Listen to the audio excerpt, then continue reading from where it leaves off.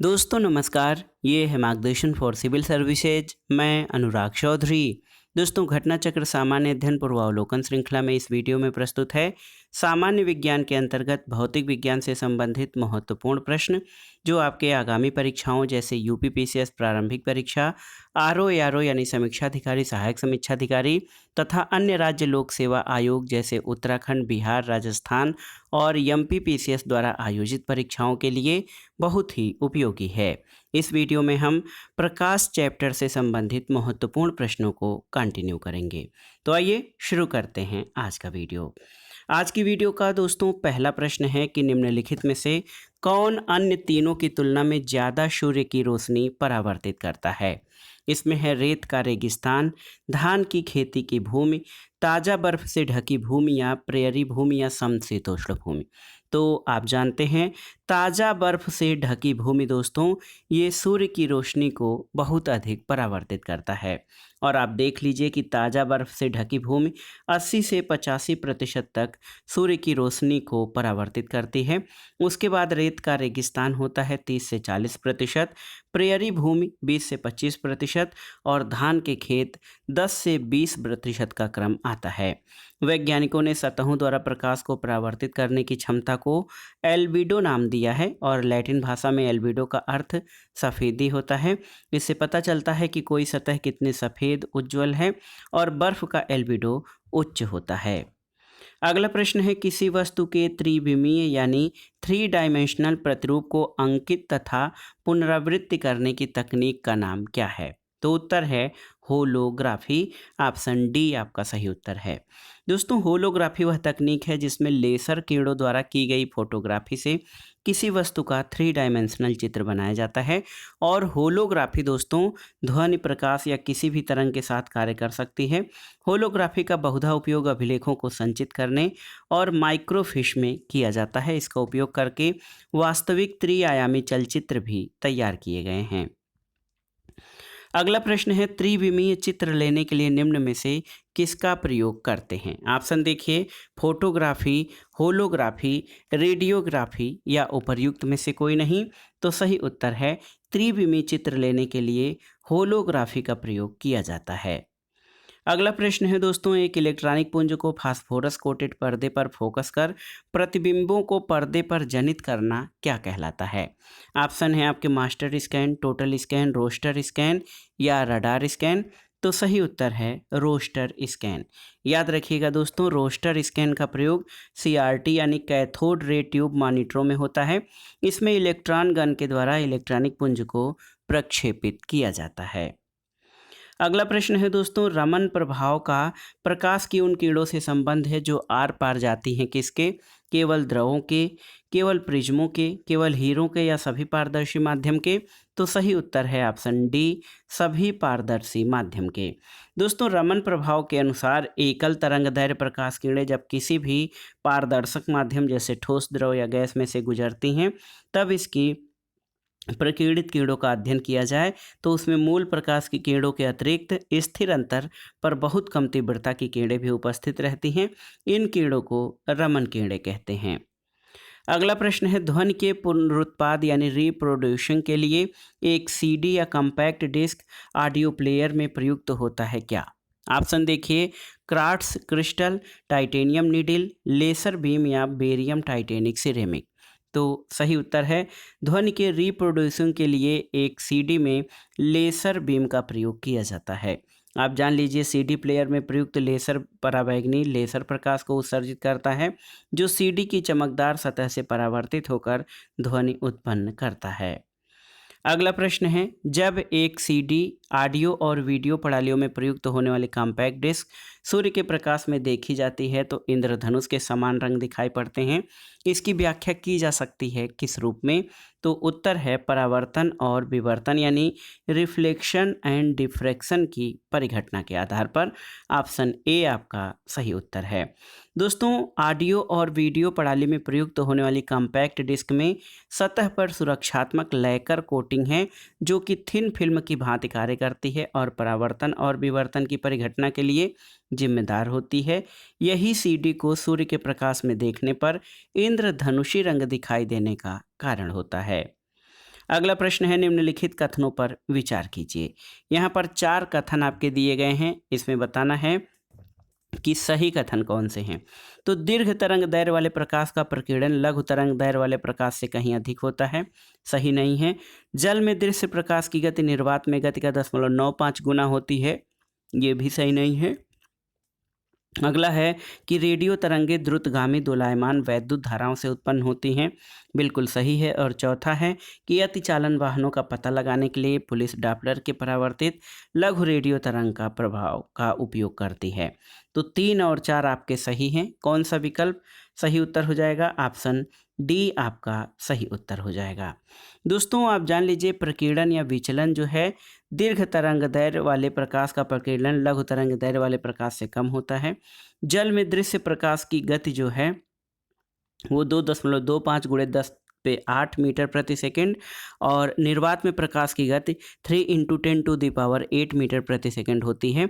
तो जल में दृश्य प्रकाश की गति निर्वात में प्रकाश की गति का 0.75 गुना होती है।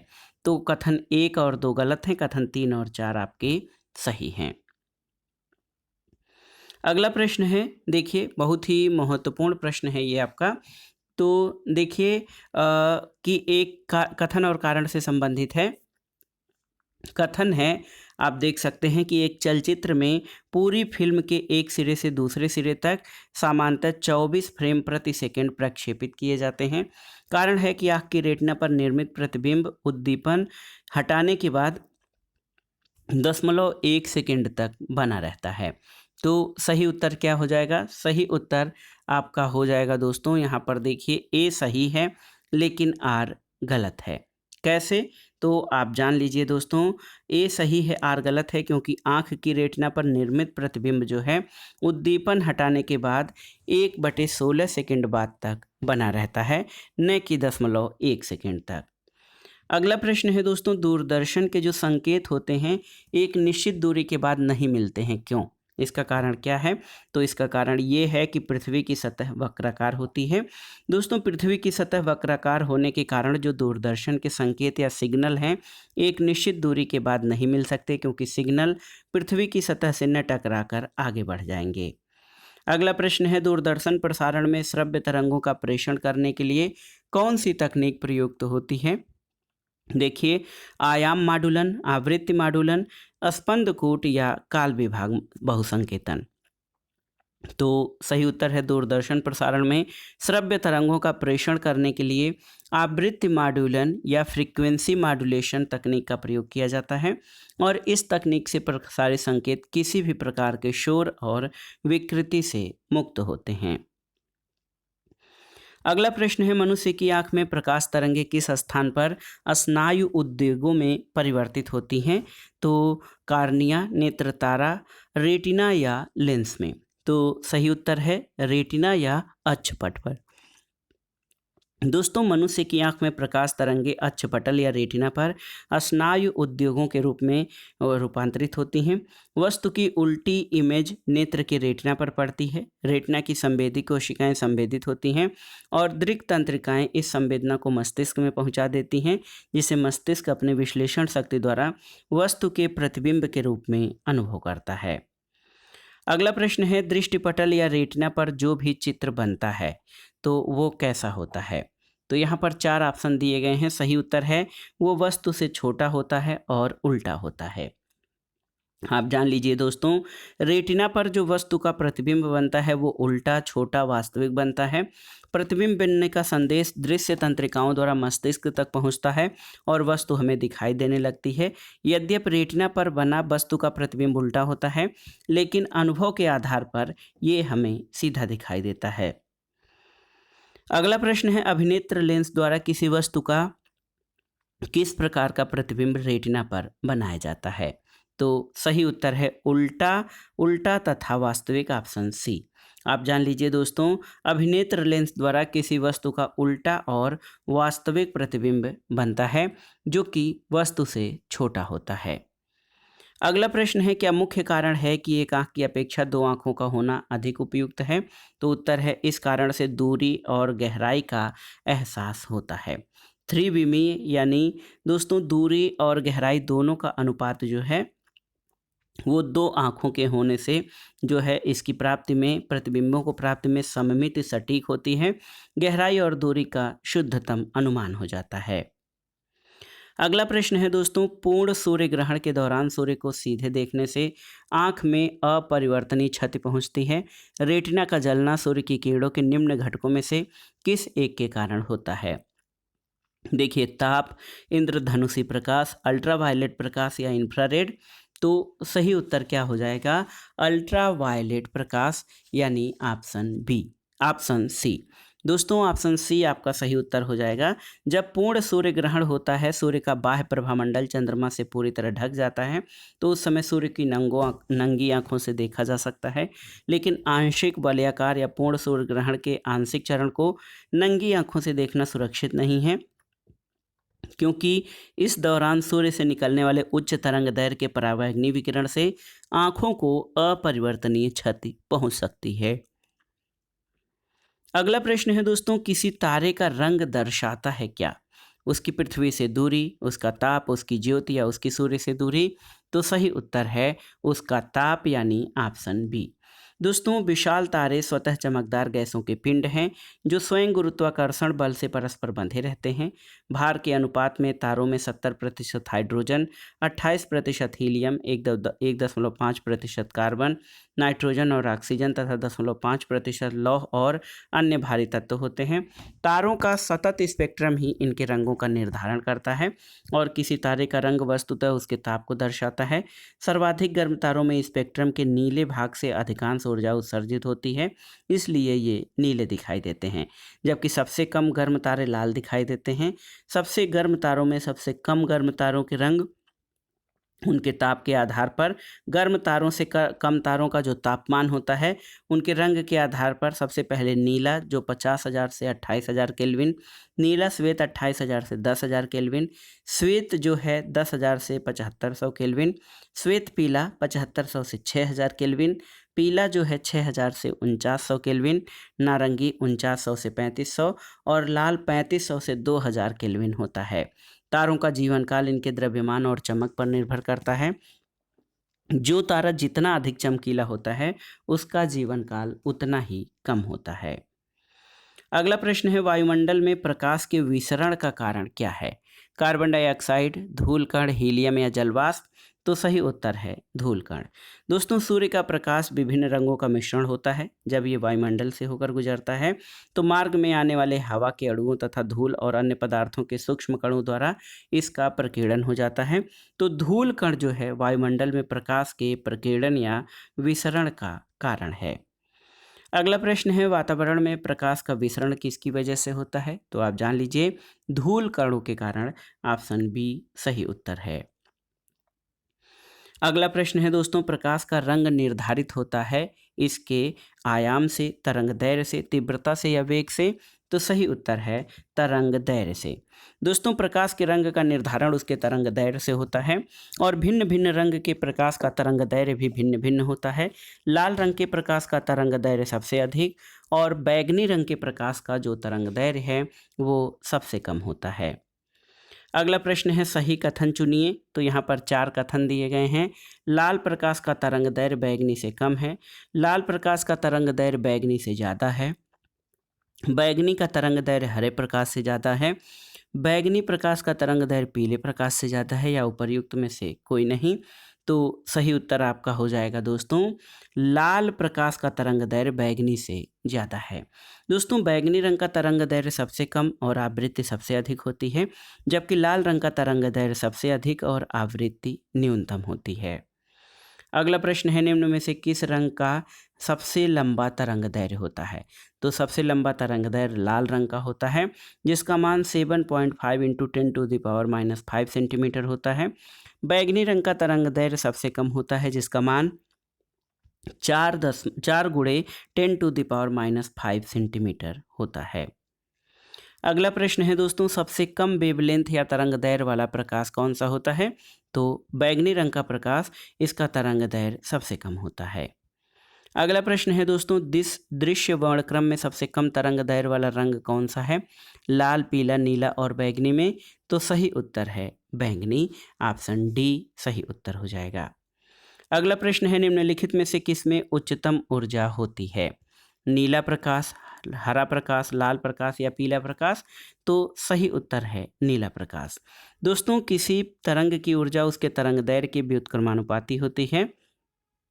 और आप जान लीजिए कि दृश्य प्रकाश किरणों में बैगनी, उसके बाद जामुनी और नीले रंग का तरंग दैर्घ्य न्यूनतम, लाल रंग का तरंग दैर्घ्य अधिकतम होता है। इसलिए प्रश्नगत चारों रंगों के प्रकाश में नीले रंग की ऊर्जा उच्चतम तथा लाल रंग की निम्नतम होती है। अगला प्रश्न है दोस्तों, सफेद प्रकाश में उपस्थित निम्नलिखित रंगों में कौन सा रंग शीशा के प्रिज्म द्वारा सबसे कम विचलित होता है? हरा, लाल, बैंगनी या नारंगी? आपको बताना है। तो सही उत्तर क्या हो जाएगा दोस्तों? सही उत्तर हो जाएगा लाल रंग। ऑप्शन बी आपका सही उत्तर है। आप जान लीजिए कि निर्वात अथवा वायु में विभिन्न रंगों के प्रकाश का वेग एक समान किंतु अन्य पदार्थों में भिन्न भिन्न होता है। जब किसी पदार्थ का अपवर्तनांक भिन्न रंगों के प्रकाश के लिए भिन्न भिन्न होता है। कांच या शीशा में बैंगनी रंग के प्रकाश का वेग सबसे कम और लाल रंग के प्रकाश का वेग सर्वाधिक होता है। इसी कारण कांच के प्रिज्म से गुजरने पर सफ़ेद प्रकाश में उपस्थित विभिन्न रंगों में लाल रंग सबसे कम जबकि बैंगनी रंग में सबसे अधिक विचलन होता है। अगला प्रश्न कथन और कारण से संबंधित है दोस्तों। कथन है कि प्रकाश के दृश्य वर्णक्रम में लाल प्रकाश हरे प्रकाश की अपेक्षा अधिक ऊर्जस्वी होता है। तो ये आपका गलत है। लाल प्रकाश का तरंग दैर्घ्य हरे प्रकाश के तरंग दैर्घ्य से अधिक होता है। तो ये आपका सही है। दोस्तों, सही उत्तर ऑप्शन डी हो जाएगा। ए गलत परंतु आर सही है। दोस्तों, लाल रंग का तरंग दैर्घ्य 700 नैनोमीटर, हरे रंग का तरंग दैर्घ्य 530 नैनोमीटर से अधिक होता है। तो इसलिए कारण आर सही है। और प्रकाश के अलग अलग रंगों की ऊर्जा उसके तरंग दैर्घ्य की व्युत्क्रमानुपाती होती है। E is equal to 1/λ। तो याद रखिएगा, लाल रंग की ऊर्जा हरे प्रकाश की ऊर्जा से कम होती है। जिसका तरंग दैर्घ्य जितना अधिक होता है, आप जान लीजिए कि जब तरंग दैर्घ्य अधिक होता है तो ऊर्जा कम होती है, ऊर्जा कम होती है तो तरंग दैर्घ्य अधिक होता है। अगला प्रश्न है, हमें वास्तविक सूर्योदय से कुछ मिनट पूर्व ही सूर्य दिखाई देने का कारण क्या है?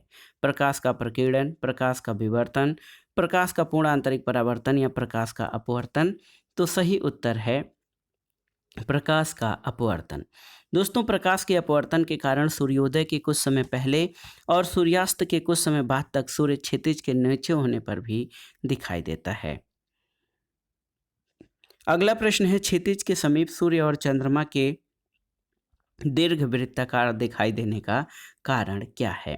ऑप्शन है अपवर्तन, प्रकाश की भ्रम, व्यतिकरण या उनकी वास्तविक आवृत्ति। तो सही उत्तर है अपवर्तन। दोस्तों, क्षितिज के समीप सूर्य और चंद्रमा के दीर्घ वृत्ताकार दिखाई देने का कारण प्रकाश का अपवर्तन है। अगला प्रश्न है, देखिए महत्वपूर्ण प्रश्न है, रात के समय खुले आकाश में तारों को टिमटिमाने को किससे समझाया जा सकता है? ऑप्शन है प्रकाश का अपवर्तन, प्रकाश का परावर्तन, प्रकाश का ध्रुवीकरण, प्रकाश का व्यतिकरण या उपर्युक्त में से कोई नहीं। सही उत्तर है प्रकाश का अपवर्तन। दोस्तों, तारों के प्रकाश या स्टार लाइट के वायुमंडलीय अपवर्तन के कारण वे टिमटिमाते हुए प्रतीत होते हैं। पृथ्वी के वायुमंडल में प्रवेश करने पर तारों का प्रकाश सतह तक पहुंचने से पूर्व लगातार अपवर्तन की प्रक्रिया से गुजरता है।